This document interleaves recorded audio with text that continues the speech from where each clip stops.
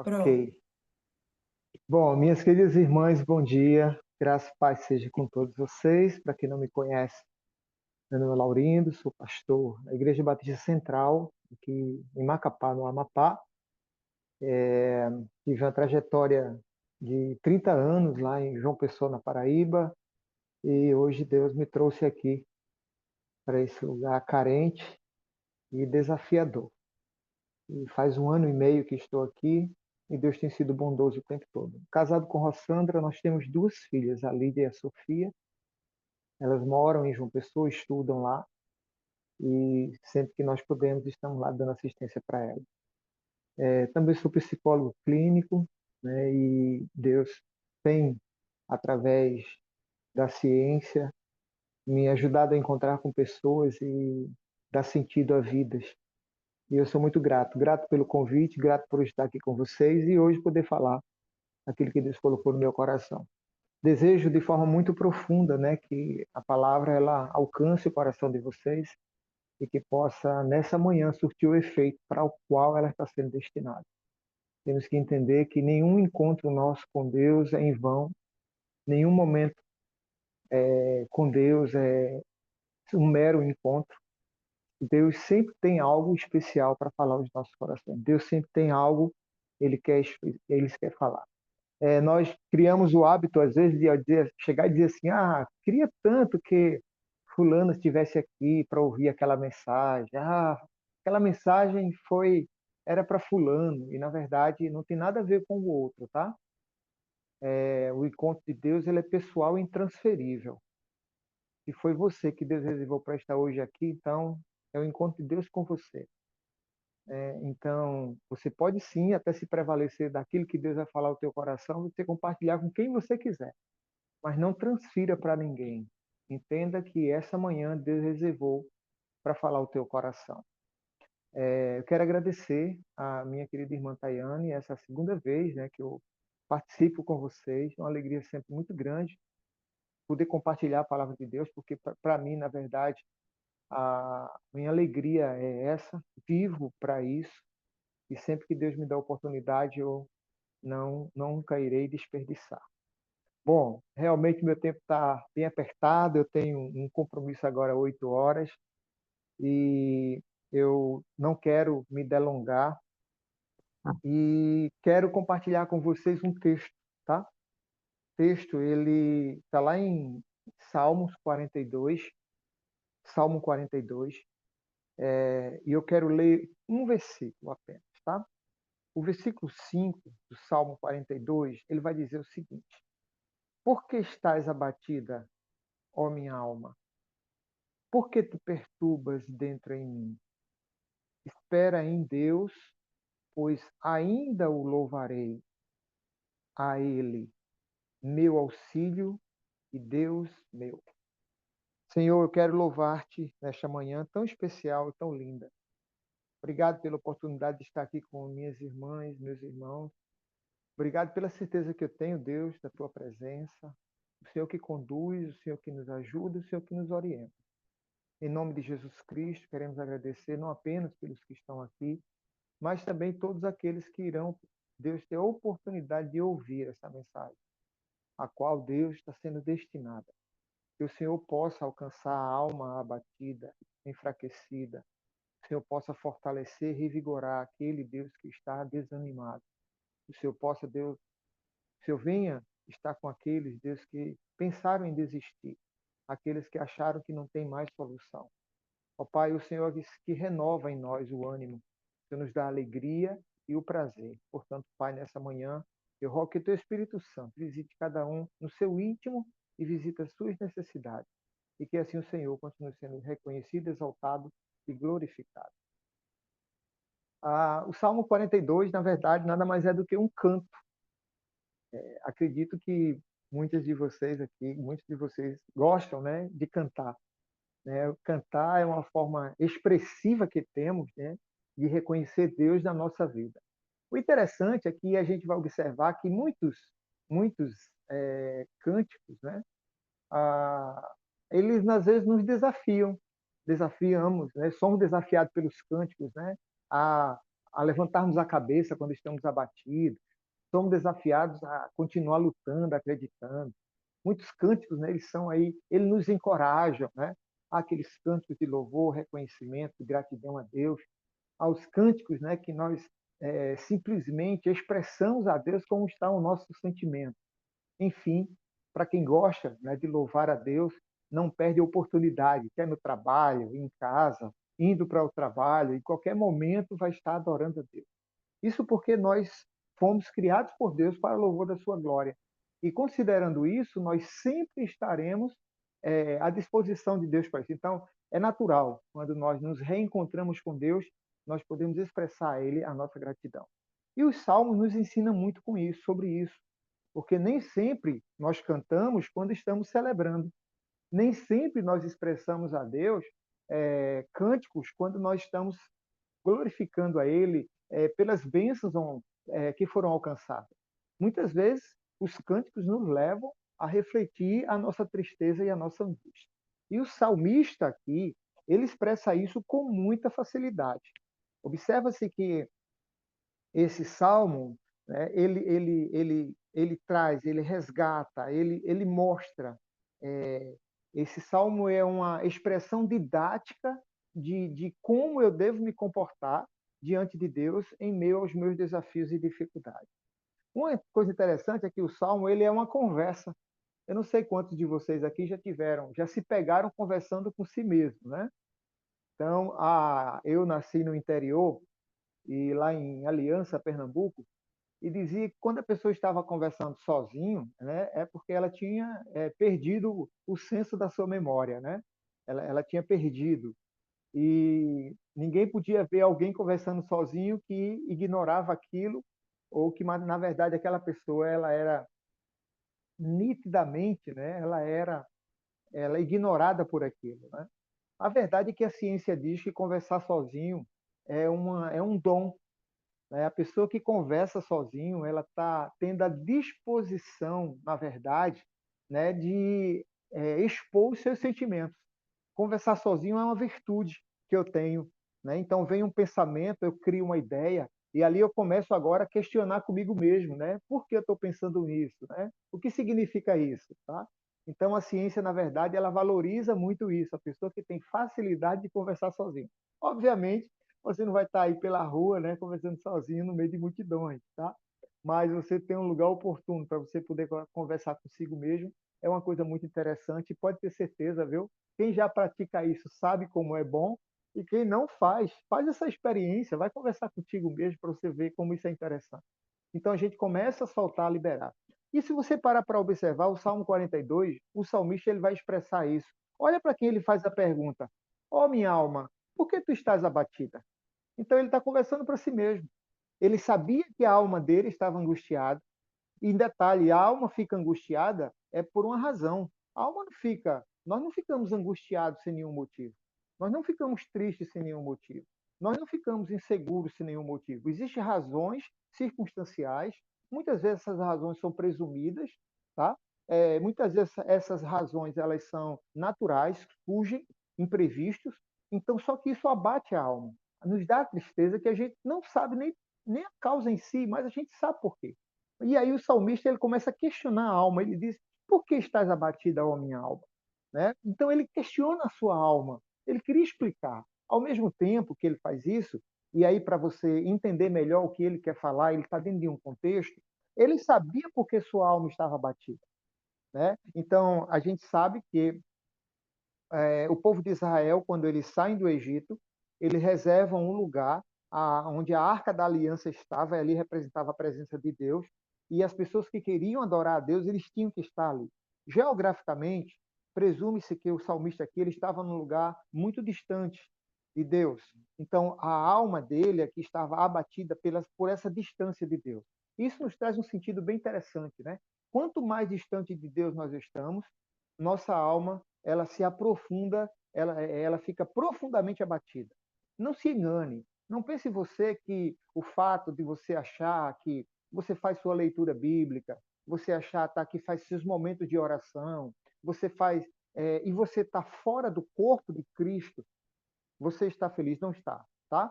Eu respeito muito, né, algumas pessoas que têm seus motivos para não estarem envolvidos na igreja, e aí eu sei que cada um tem uma particularidade.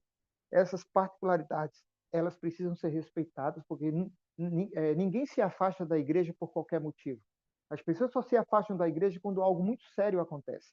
O afastamento da igreja necessariamente não implica num afastamento de Deus. Porém, quando eu lembro e digo que Jesus Cristo, ele criou a igreja foi fundamentada por ele, para que nós pudéssemos lá como igreja glorificar ele. Então, quer queira ou não, isso me afeta.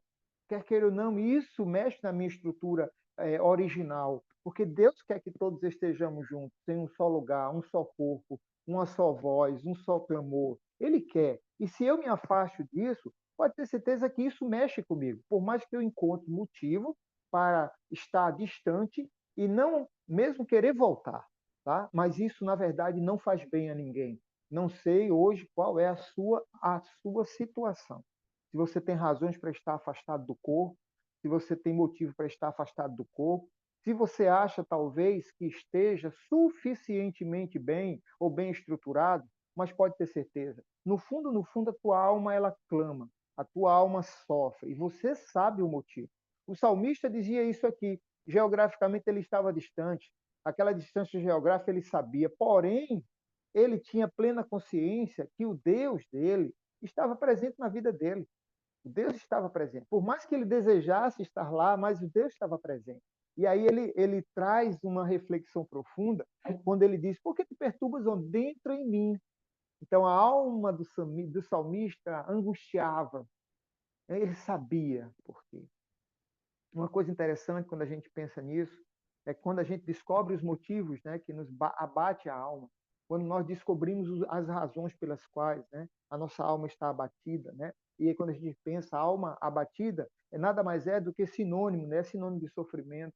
A alma abatida é sinônimo, né, de, de solidão, alma abatida, é sinônimo dessa angústia, de uma sobrecarga, né? Vários aspectos, quer pessoais, assim como também externos, ele, na verdade, ele nos abate a nossa alma fica sofrida, a nossa alma fica angustiante, a nossa alma ela fica depressiva, e a gente não sabe a razão, a gente não sabe por quê.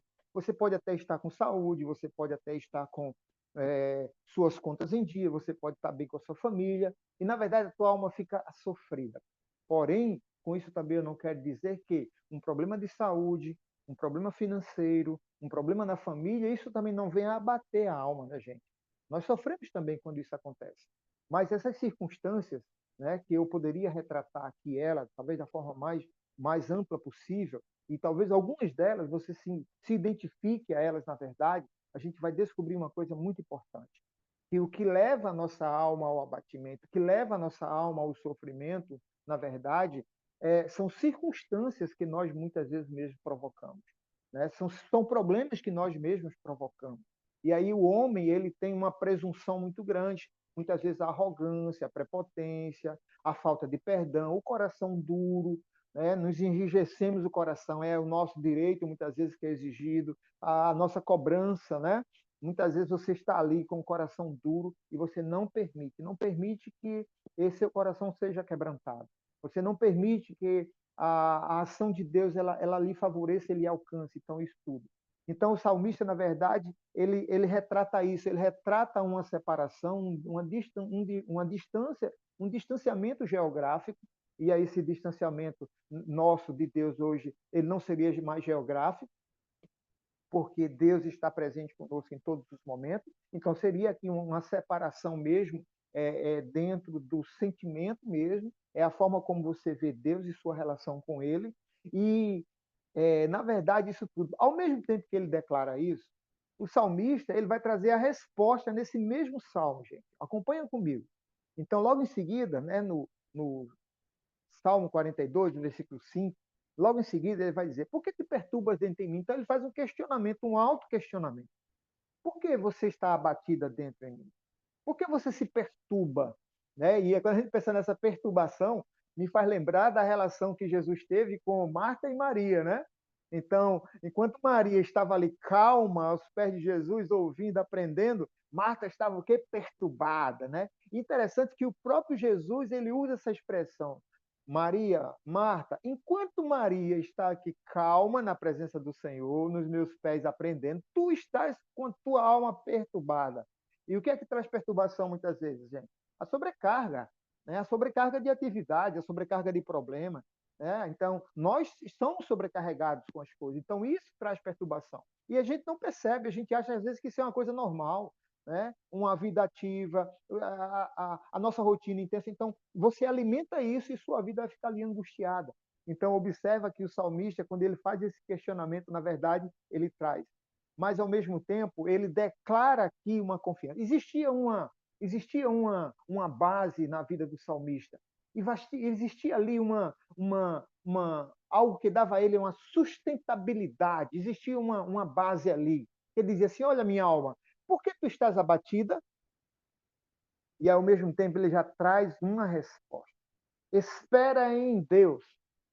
O interessante é que essa frase, espera em Deus, ela traz duas conotações importantes, tá? Acompanha comigo. Em primeiro lugar, quando ele diz espera em Deus, é como se ele estivesse falando para a sua alma ansiosa.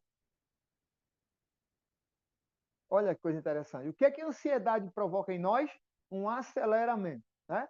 Ansiedade é algo acelerado. A gente quer que em 24 horas a gente faça o que faria em 2 semanas, né? A gente quer que em 1 hora fazer aquilo que poderia acontecer em 24 horas. Então, a ansiedade, na verdade, é uma sobrecarga muito grande de atividade, onde a mente ela não para, ela fica buscando coisas, trazendo coisas o tempo todo e você não tem que estabelecer controle.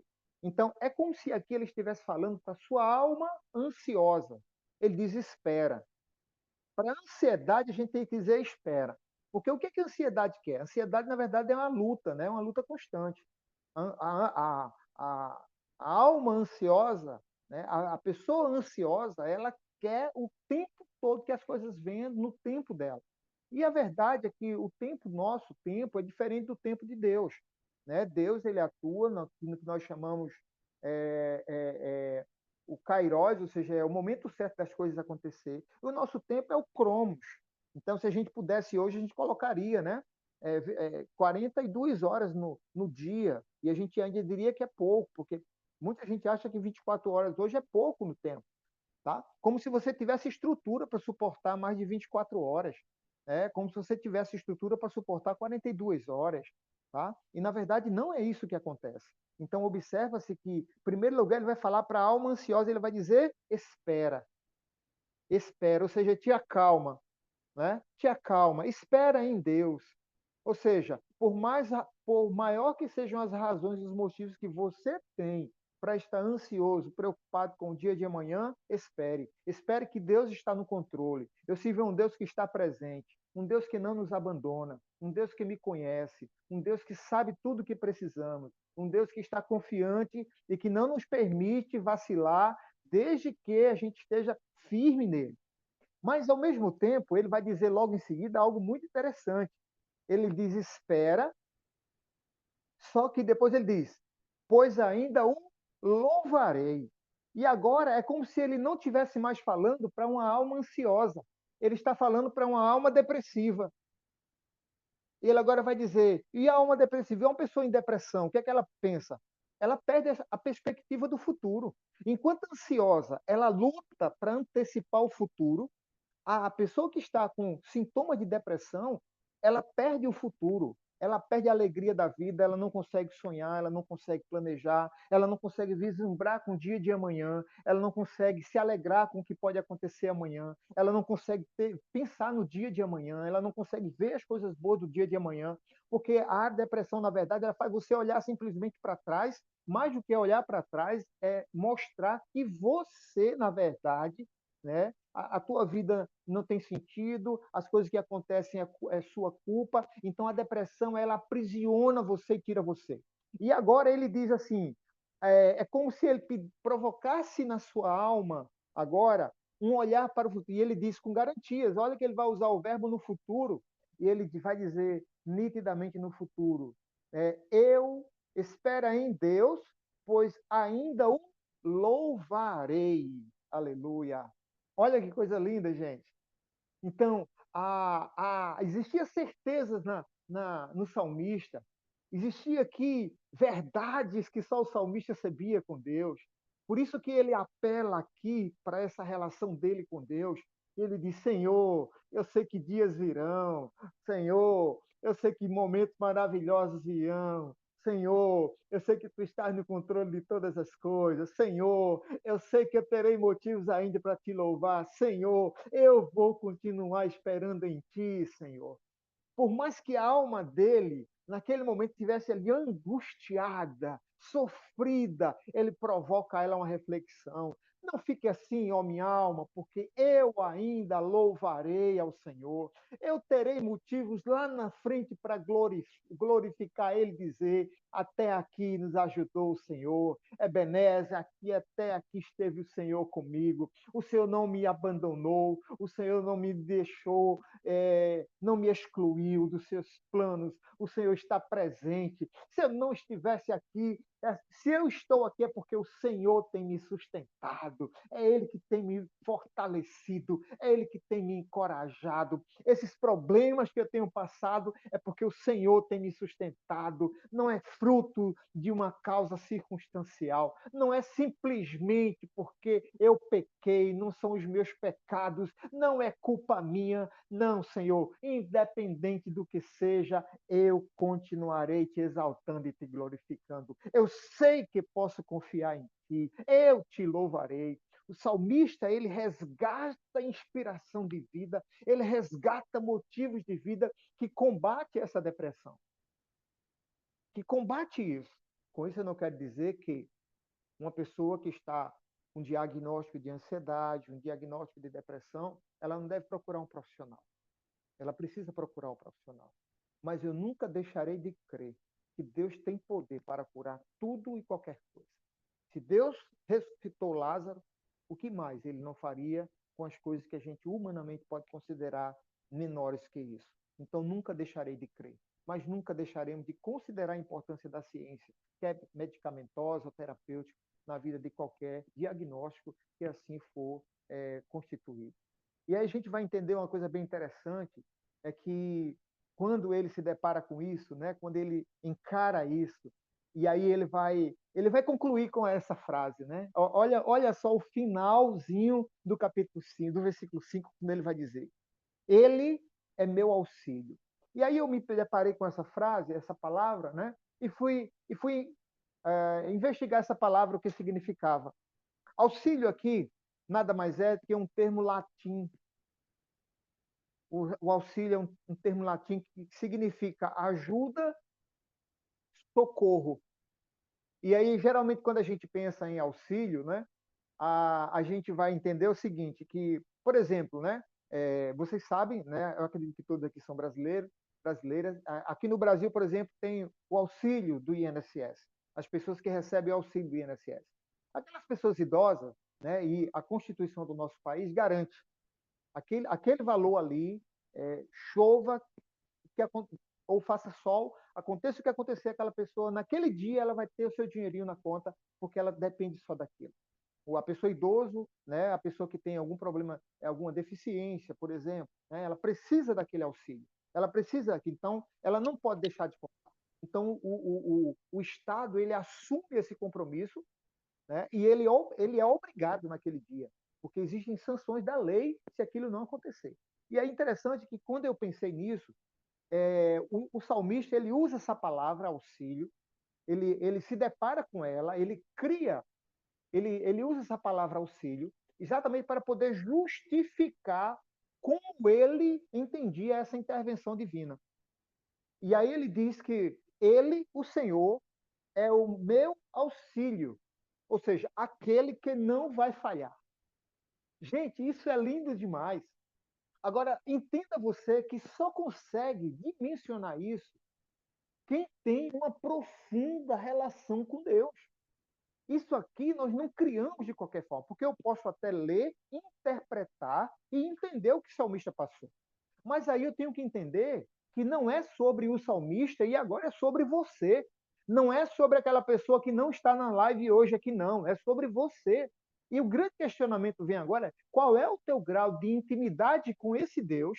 Qual o teu grau de intimidade com ele, a ponto de você chegar para ele e dizer: eu sei que meu Deus, no momento certo, na hora certa, ele não vai falhar. Ou seja, é aquele auxílio, aquele socorro presente. Ele vai estar comigo em todas as horas, ele não vai me abandonar. Eu sei que naquele dia, naquela hora certa, do Cairós, gente.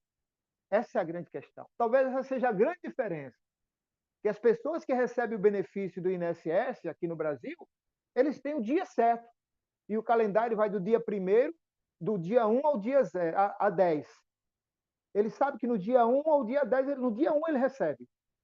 E aqui, na verdade, não se trata do Cronos. Não é o nosso calendário. Não é o nosso tempo. Aqui trata-se do tempo de Deus, ou seja, do Cairó de Deus, ou seja, a hora certa de tudo acontecer. A confiança do salmista ele era tão grande, tão intensa, que ele não permitia negar, em circunstâncias nenhuma, nem mesmo a sua própria alma ali lamentando profundamente, quer por uma depressão, algo que promovia nela uma insegurança, né? Ou até mesmo um excesso de preocupação com o futuro, ele dizia: te acalma, porque o meu Deus, o meu Redentor, o meu Senhor, ele sabe tudo o que eu preciso. E na hora e no momento certo, ele virá com seu poder e glória e me alcançará. Ele vai trazer o auxílio, ele será o auxílio presente, ele vai estar presente, ele vai me encher da tua glória. E aí ele contempla uma coisa linda demais que nos deixa maravilhados. É quando ele disse: esse não é outro senão o meu Deus, aquele em que eu confio, aquele em que eu entreguei minha vida, aquele que cuida de mim, aquele que cuida da minha vida, do meu casamento, aquele que cuida dos meus netos, dos meus filhos, da minha filha, aquele que cuida do meu dia a dia, aquele que está presente no meu viver, aquele que nunca me abandonou, aquele que me compreende, aquele que me escuta, me acolhe, aquele que me entende, aquele que nunca se afastou de mim, aquele que me escuta sem nenhuma rejeição, aquele que está presente na minha vida sem nenhuma crítica, aquele que é capaz de me acolher quando ninguém me compreende. Esse era o Deus do salmista. Agora, deixa eu falar uma coisa. Se esse é o seu Deus, pode ter certeza de uma coisa. O salmista foi alguém, você é outra pessoa, mas o Deus, ele continua sendo o mesmo. O nosso Deus, ele não muda, nunca mudará. Ele foi o mesmo ontem, é hoje e será eternamente. Esse Deus, ele nunca abandona os seus. Ele sempre estará presente na vida de todos aqueles que nele buscam, aqueles que pedem socorro, aqueles que reconhecem suas limitações, aqueles que olham para o profundo da sua alma e sofrem, mas eles não deixam de acreditar. Quem disse a você que ser crente não absorvemos sofrimento? Eu respeito, porém, eu não encontro respaldo bíblico para aquelas pessoas que dizem: saia do sofrimento, venha para dentro da igreja. Quem está em Cristo é. Não, gente, isso, isso é uma teologia muito fraca. Porque o que é que eu diria sobre tantos momentos, tantas pessoas que retratam a Bíblia com aspecto profundo de sofrimento? O que eu diria dessas pessoas? Que Deus não estava lá, que ali foi um fato isolado, ou foi culpa deles? Não. Então, isso, na verdade, não existe fundamento teológico que garanta isso. Agora, uma certeza nós temos, que a bondade e a graça de Deus sobre nossa vida, ela nos enche. Eu quero concluir essa manhã dizendo que você ao ler o Salmo, o versículo 5, e se você hoje, tá, eu até deixaria uma tarefa para você ler o Salmo 42, você vai ver aqui a história do salmista, o canto do salmista, o cântico do salmista. E eu faria assim: se você tivesse que escrever hoje o teu cântico, qual seria? Qual seria o teu cântico? O que é que você escreveria hoje? Você escreveria sofrimento? Você escreveria alegria? Você escreveria dúvida, incerteza? O que é que você escreveria? Bom, independente do que você escreveria, eu quero te dizer que não esqueça de acrescentar uma coisa. Se a tua relação com Deus ela está intimamente profunda, ela está bem alicerçada, eu tenho certeza absoluta que você vai questionar sua alma, você vai questionar ela, se ela estiver desacreditando, se ela não estiver confiante, se ela estiver com dúvida, se ela estiver com medo, se ela estiver se sentindo desprezada, abandonada, seja lá o que for, pode ter certeza de uma coisa: o Senhor, você vai descrever isso. Questione ela, questione ela. Faz com que ela olhe para Deus e declara. Por mais razões que você tenha hoje de estar abatida, ó minha alma, eu vou te falar uma coisa. O meu Deus é um socorro bem presente. Na hora e no momento certo, ele virá com toda a providência necessária. Mais do que isso, porque ele é o meu Deus. Foi a ele que eu entreguei a minha vida, os meus sonhos. Eu pertenço ao Senhor. E pode ter certeza, aquele que pertence ao Senhor, ele nunca será jogado fora, ele nunca será abandonado. Então, escreve a tua história, mesmo que ela retrate dor e angústia, mas saiba de uma coisa: você pertence ao Senhor. Foi o sangue de Cristo que te comprou. Ele pagou um alto preço para que você fosse dele. Você pertence ao Senhor. Minha irmã, você pertence ao Senhor. O sangue de Cristo está sobre a tua vida, é ele que te protege. O Espírito Santo é que habita em você e dá a você todo o direcionamento para você seguir.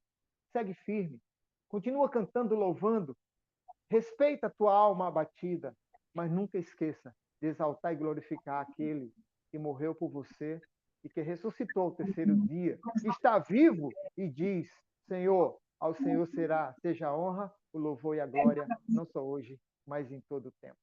Deus abençoe vocês, minhas irmãs queridas. Deus abençoe a sua vida. Deus abençoe os teus sonhos. Deus abençoe o teu dia hoje. Celebra, glorifica, exalta ao Senhor. Sabe? Compartilha as bênçãos do Senhor. Mesmo que a alma esteja angustiada, põe hinos de louvor, vai exaltar ao Deus vivo, né? Coloca hinos, vai exaltar, engrandecer o Senhor, vai declarar as bênçãos do Senhor. Faz um detalhe.